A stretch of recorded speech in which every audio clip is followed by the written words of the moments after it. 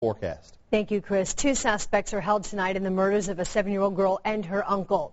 And tonight, the mother of the little girl tells Eyewitness News what she once done with the 2 suspects.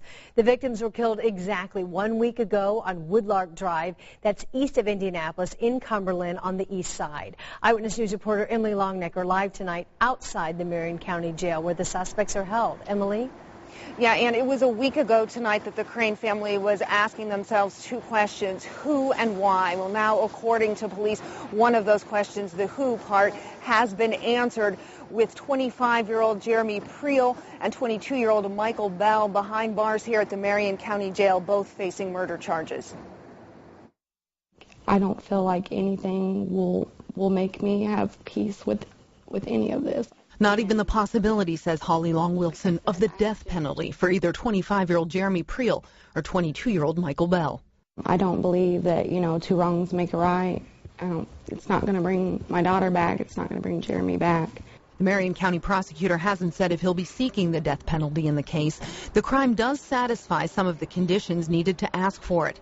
Both Bell and Priel are accused of murdering Wilson's 7-year-old daughter Kyleigh and Kylie's uncle, 21-year-old Jeremy Crane.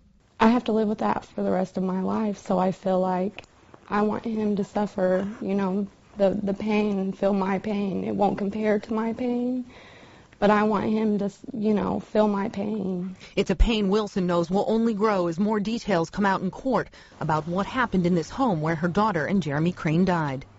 But me as a mother,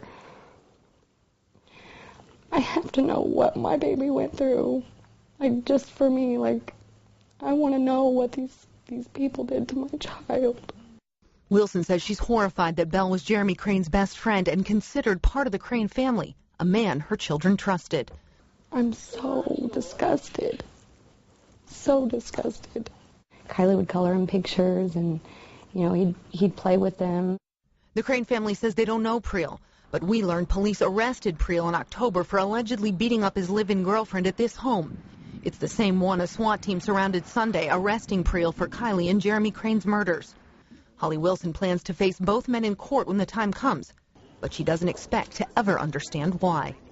How you can look a child in their eyes and do what they did. I don't understand. Tomorrow will be the first time that Holly Wilson could face both men accused of killing her daughter and 21-year-old Jeremy Crane. Both Priel and Bell are scheduled to be in court tomorrow morning at 9. Live outside the Marion County Jail, Emily Longnecker, Channel 13 Eyewitness News. An update tonight in the State Fair tragedy. 64 of the 65 people who filed claims in the stage collapse have now accepted offers from the state. This is according to the Attorney General's office tonight. There was $5 million that was available. It now has all been divided. And by accepting these offers, the victims agreed to not file any more claims against the state of Indiana. However, the deal does not prevent them from pursuing separate legal actions against other private entities over the stage rigging collapse. You complained, we investigated, and now the city is trying to correct the problem. 13 investigators looked into complaints about illegal towing in the downtown area. Now the city's Department of Code Enforcement is looking into revoking the license for interstate towing, which is located at South and Delaware. In January, we told you about some of the people who attended the Monster Jam at Lucas Oil Stadium. They parked in a lot at South Pennsylvania and East Merrill. When they returned, Interstate had towed their vehicles, although they paid $20 to park in the lot. The city says it has received several complaints about interstate towing. The number of complaints, we've received 28 complaints thus far, which are the highest number of complaint by far for any company that we currently license. The license hearing will be January 10th at the Department of Code Enforcement.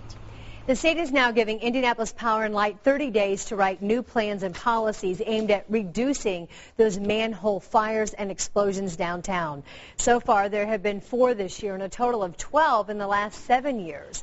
There was an independent study ordered by the Indiana Regulatory Commission that calls that number unacceptable. It recommends IPL improve inspections of the underground power network, replace the aging equipment, and analyze failures. So we want to have actionable, measurable items where IPL will have a specific, aggressive timeline to fix the problem now that we've identified the problems. IPL's president and CEO calls the report's findings valid and says the utility has started implementing changes.